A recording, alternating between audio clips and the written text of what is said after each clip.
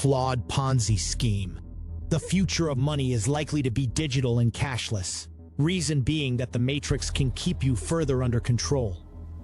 Going cashless means that the matrix will achieve further control on individuals, so you will be obliged to further obey and bow to the rules, while we are being treated like slaves and the economy is down the drain. Nonetheless, whether the economy is booming or crashing, some benefits either way. Did you know that the richest families in the American history are in control of the dollar circulating supply? I bet not, and I bet you thought that governments are in control. Also, did you know that between 95% to 99% of people's money that banks hold is in circulation, under all sorts of loans?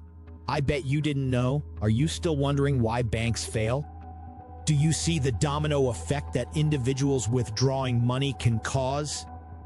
Do you see why governments and financial entities are worried about cryptocurrencies? Cryptocurrencies give ownership and freedom, which translates to lack of control for governments and financial entities, which of course goes against their wishes. The power of cryptocurrencies relies on its backbone, the blockchain, which is what makes cryptocurrencies so fascinating and potentially a substitute to the current monetary financial system due to the various benefits that it offers. In fact, although the system despises cryptocurrencies blockchain, they have been working for years to build a revisited monetary financial system based on the blockchain.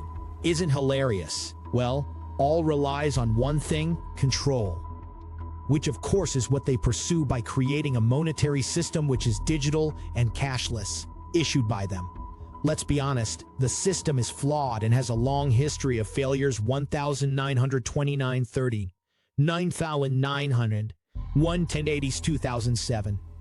Did you know that in 1913, $1 had the same buying power as $26 today? Unreal, right?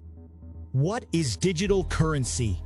Digital currency is any currency that's available exclusively in electronic form. Electronic versions of currency already predominate most countries' financial systems.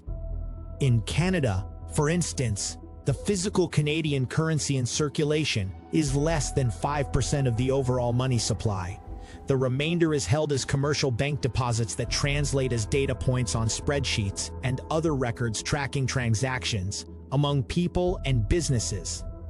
What differentiates digital currency from the electronic currency currently in most bank accounts is that it never takes physical form. Right now, you could go to an ATM and turn an electronic record of your currency holdings into physical dollars. Digital currency, however, never takes physical form. It always remains on a computer network and is exchanged via digital means. Following the successful launch of decentralized cryptocurrencies like Bitcoin and Ethereum, which store value but are not managed by any central authorities, governments and central banks around the world are researching the possibility of creating their own digital currencies, commonly known as central bank digital currencies (CBDCs). A central bank digital currency, CBDC, is a digital currency that would be issued and overseen by a country's central bank. Think of it like Bitcoin, but if Bitcoin were managed by a bank and had the full backing of the government.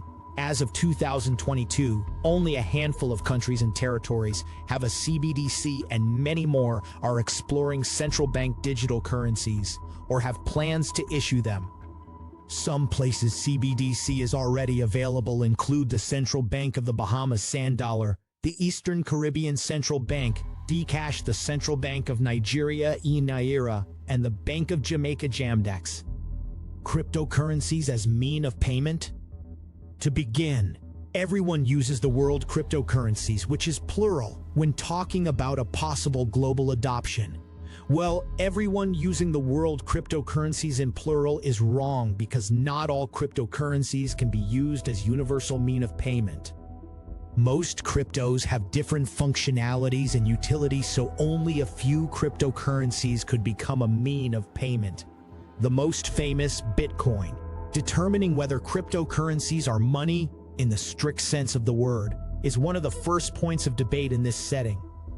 For a currency to fulfill such role, it should have three characteristics. It must hold its value for the purpose of saving, be a means of exchange accepted everywhere, and it should make it possible to compare the prices of different goods using a single unit. If we see it as a global network connected to the internet, Bitcoin may be the most widely accepted currency after the dollar or the euro, since it can be transferred from one point to another without going through a central place. It's as easy as sending an email, and it doesn't require to go through all the bureaucracy that banks puts us through. Whether money or not, their popularization is a reality, especially in regions such as Latin America where financial inclusion is still a challenge.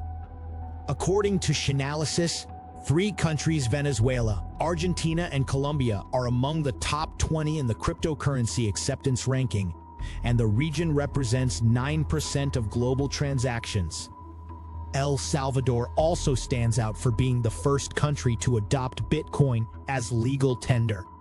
Bitcoin works better in emerging markets that are socioeconomically and politically unstable. Uncertainty and financial risk push investors to migrate towards assets that do not depend on the state or a ruler and hold their value in order to solve problems such as devaluation, inflation, and political situations. Beltran reasons.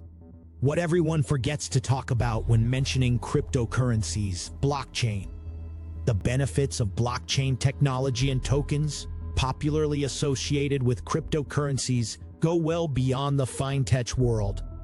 The traceability, security, speed, and transparency of blockchain, in addition to its relatively lower cost, mean that this technology offers valuable benefits in many aspects of daily life, such as streamlining bureaucratic procedures, monitoring daily habits, or giving people tighter control of their digital identity.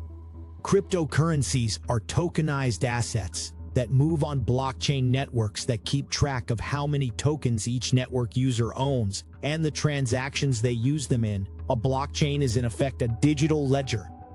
What sets blockchain apart from other accounting systems is that the recording and control of transactions is not the preserve of any single bank, company, or individual. Instead, the ledger is managed by hundreds of thousands of interconnected computers, each of which keeps a complete copy of the record. So blockchain has several powerful features. It enables fast, secure, and unmediated automated transactions. It provides traceability and transparency, and its records are immutable. These features are of great interest to companies, governments, financial institutions, and the public, as they can drive the digitalization of many sectors of society. What the future holds. This chapter has laid out a brighter vision of the future monetary system. The system will not allow cryptocurrencies to become a universal mean of payment due to lack of control, but some individuals may decide to accept cryptocurrencies as mean of payment. Around the core of the central bank money, the private sector can adopt the best that new technologies have to offer, including programmability, composability, and tokenization, to foster a vibrant monetary ecosystem. This will be achieved via advanced payment rails such as CBCs and retail FPSE. A public-private partnership on these lines could make the monetary system more adaptable and open across borders. A decade hence, users may take real-time, low-cost payments for granted, and payments across borders may be as seamless as the cross-border exchange they support. Consumer choice in financial services should be increased, and innovation will continue to push the frontiers of what is possible. In all of this, innovation must start from an understanding of the concrete needs of households and businesses in the real economy and of the policy demands they put on a monetary system. While decentralized technologies such as DLT offer many possibilities, users' needs should stay at the forefront of private innovation. Just as the public interest remains the lodestar for central banks,